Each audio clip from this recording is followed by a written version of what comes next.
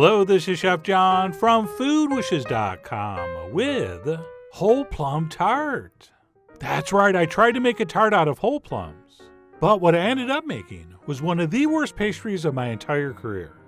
This really was an absolute disaster, and I cannot stress enough how truly horrible this was. Which is why, of course, I'm going to show you what happened in excruciating detail. So with that, let's go ahead and get started. And one of the things that makes this tale so tragic is that I was actually using plums we picked ourselves from our very own plum trees. Oh yeah, Chef John's got fruit. And I picked them and I washed them and I put them in a basket with a towel. And I looked at them thinking, man, is this tart going to be good?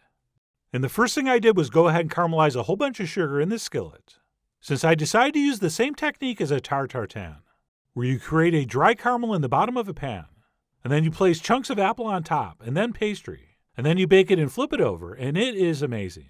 And we've actually done a video for that, and it came out pretty good. And all we do here is cook this sugar over medium-high heat until it eventually all melts and turns into this beautiful, deep, rich caramel color, at which point we pull it off the heat and very, very, very carefully place down our fruit, which I'm doing dimple side down. Because as you'll see, once this is flipped over, I'm going to go ahead and remove the pits with a couple spoons after this is cooked. And if you ever work with something similar, you have to be super, super careful. All right, that sugar is insanely hot, and you will get 3rd degree, maybe even 4th degree burns. But anyway, I went ahead and placed my whole plums in, and I was thinking, man, those fit in nicely. This is really going to come out great. So I set that aside and moved on to rolling and cutting some pastry. And traditionally for something like this, we'd use a puff pastry, which is sort of what I was using. Okay, I kind of did a quick and dirty version of Paul Hollywood's rough puff pastry, and I went ahead and rolled that out to just under 1/4 inch thick, before taking my good old trusty pizza wheel and cutting a circle just about the same size as my pan. And once that was set, I went ahead and placed it over my whole plums and kind of pressed and nestled that down. At which point I decided to take the tip of a knife and poke a bunch of holes through that dough so that there would be somewhere for all that steam to escape. All right, I knew these plums were going to give off a lot of moisture, and moisture in and of an equals steam, and steam needs somewhere to go. And as I finished poking this, I was thinking, that looks really cool. Man, is this going to be fantastic.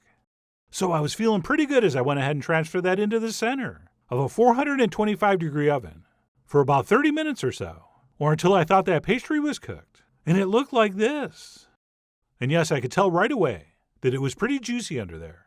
So I decided to let it sit and cool for about 10 minutes before trying to turn it over. And of course, anytime we take a pan out of the oven that has a handle, we always put a towel over it so we don't forget and burn ourselves. But anyway, like I said, I let that sit there for about 10 minutes.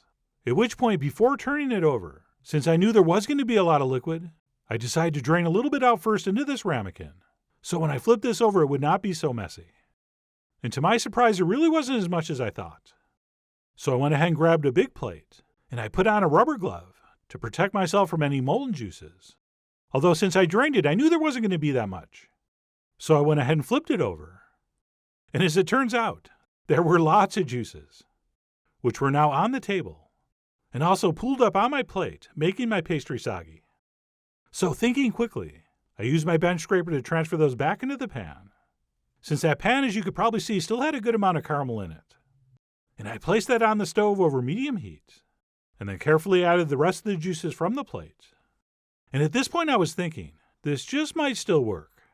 All right, what I'll do is reduce these juices, which will dissolve that caramel in the pan, and then once it becomes syrup-like, I'll just simply pour it back over my tart. So that was my plan, which I thought was a good plan. And then what I did while I was waiting for that to reduce was use a couple spoons to pull the pits out of my plums, which I actually thought worked pretty good. Okay, you have to pit these at some point, and a lot of times when you try to pit these raw, you can kind of crush and tear the fruit apart. So part of my experiment here was, could we roast the fruit whole and then remove the pits once these were nice and soft? And actually that part of the experiment worked out pretty well, as I thought the plums were looking pretty good after I completed this step. And by now those cooking liquids had reduced nicely, and I was looking at a beautiful plum caramel syrup, which I very carefully and slowly and seductively poured over the top. And I figured once it's cooled completely, that stuff would get nice and thick and sticky and shiny, and other than maybe a little too much of a syrupy crust, I would be enjoying an incredible world-class fruit tart. So let it cool I did.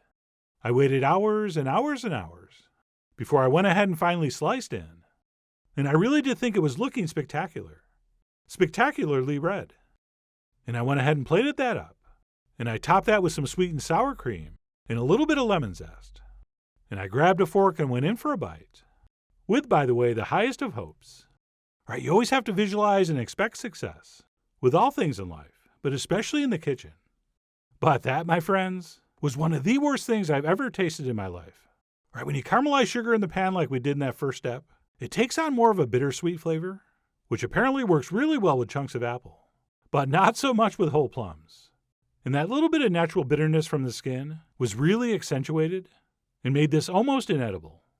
And also, plums have so much water in them that even after reducing those juices, the pastry was still totally and utterly soggy and extremely unpleasant to eat. Okay, imagine wet toast spread with a very bitter, unpleasant flavored jam. That's what I made. So as I said in the intro, just an absolute disaster and a culinary tragedy on almost every level. And you're probably wondering, then why are you still eating it? Well, mostly out of stubbornness, but also a little bit of obstinance. But anyway, that's it. How not to make a whole plum tart. The tart-tartan technique definitely does not work for this. Or if it does, I don't know how to do it. So please believe me when I say, I really hope you don't give this a try soon. And please don't follow the links below for the ingredient amounts, because there's not going to be any. Nor will there be a printable written recipe and much more info as usual. But anyway, stay tuned for an actual usable recipe soon. And as always, enjoy.